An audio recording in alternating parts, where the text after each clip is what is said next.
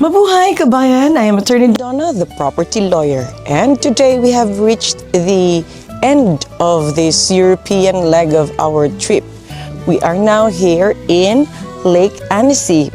We're close to the border already, and after this we'll go back to Switzerland. So, kita nyo naman, from the French Riviera to the Alps, dinala ko kayo, kasama ko kayo sa biyahe ko. And we have learned a lot throughout this series. But for today's video, our topic is Lac d'Annecy.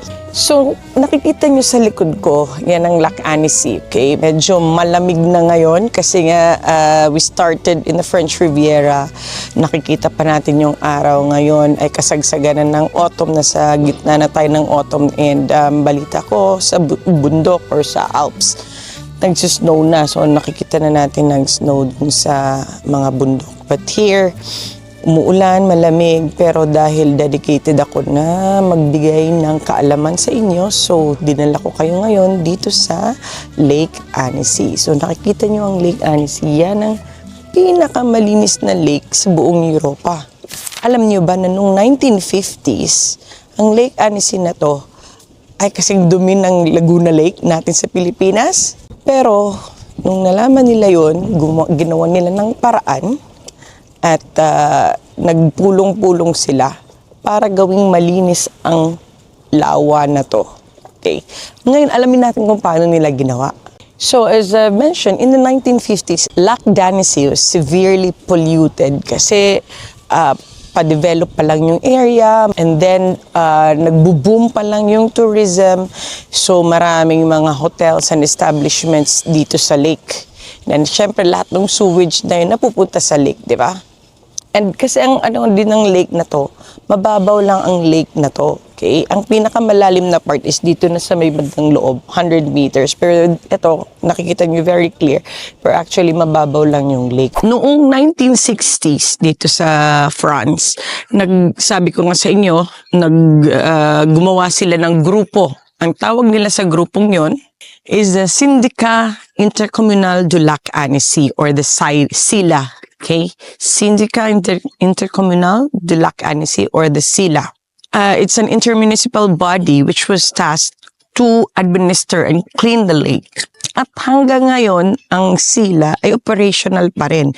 And you can see as we walk along the banks of the lake and yung sa mga canals and rivers, may mga treatment plants, may mga proper drainage para hindi rin bumaha yung buong town ng Annecy. So SILA, what did SILA do? SILA built one of France's first large-scale water treatment system and sewage treatment system. So, ibig sabihin, ginawa nila municipal-wide. So, lahat ng mga sewage na nanggagaling sa mga hotels, sa mga establishments, mga factories dito noon, pati sa mga households, kailangan dumaan sa sewage treatment na to bago pumunta yung tubig dun sa lake. This is a remarkable example of how clear legal mandates with real and strict enforcement can model for environmental governance. Pero alam niyo ba na sa Pilipinas meron din tayo nito? So kung pag-uusapan natin ang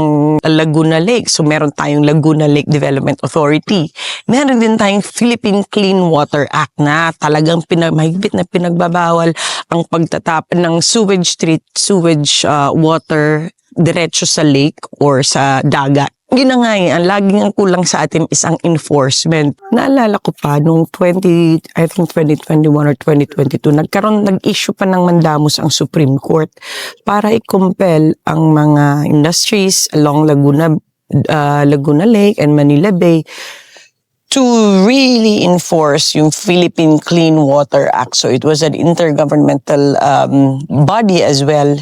Kailang ngayon hindi na naman natin alam kung ano nangyari. So, I hope that we'll really get our act together so that we can have a lake as clean as Lac d'Annecy. And then, kita nyo, The lake can be enjoyed by both public and private. Lahat sinong turista, any nationality, pwedeng i-enjoy ang lake na to dahil andyan pa kita niyo pa yung mga bibe, very, very happy pa silang nagfo-float sa lake, diba?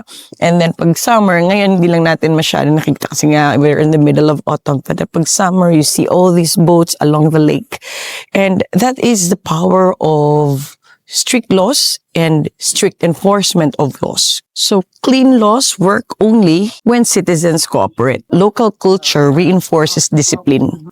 People separate their waste, they respect public areas, and report illegal discharges. So, kung may makita kayo dyan na nagdi-discharge ng hindi tinitreat ang tubig from their household, pwede nyo isumbong sa sila or sa gobyerno. The mindset is the lake belongs to everyone, so everyone must protect it. This is what we call social partnership law and law and conscience. So in the Philippines as well, balik natin sa ating bansa, when communities take ownership, like the cleanup of Puerto Princesa or Siargao, the results are immediate. Kaya lang, parang minsan ang napapansin lang natin sa Pilipinas, parang hindi nga skugod yung ating enforcement, di ba? O sige, pag Manila Bay Cleanup Day, so nakikita natin lahat, but it's just once a year. Diba? Dapat continuous yung enforcement natin ng batas at talagang dapat nakatatak na sa ating mindset na bawal magtapon ng basura, dapat sinusort natin yung ating mga basura, diba? And one thing that we should know is that clean water isn't just good for the environment, it's good for the economy as well. Annecy welcomes millions of tourists each year, all drawn to its pristine lake and its peaceful environment. Property values here, it's around 7,000 to 10,000 euros per square meter. Ganun kabahal bumili ng property dito sa Annecy. So, but the lesson is when you invest in nature, you also invest in prosperity. Because sustainable beauty pays back in more ways than one. So, hindi lang na na-enjoy natin yung environment, pero nakikita din natin yan sa bulsa, di ba? Kaya hopefully, tulong-tulong tayo. Hindi pa naman hopeless sa Pilipinas. But I hope that we can use Annecy as our model in terms of strictly implementing the laws. So again, mga kabayan, maraming salamat sa pagsama sa akin dito sa ating biyahe. Ngayon ay medyo umuulan na. So, kailangan na nating umuwi.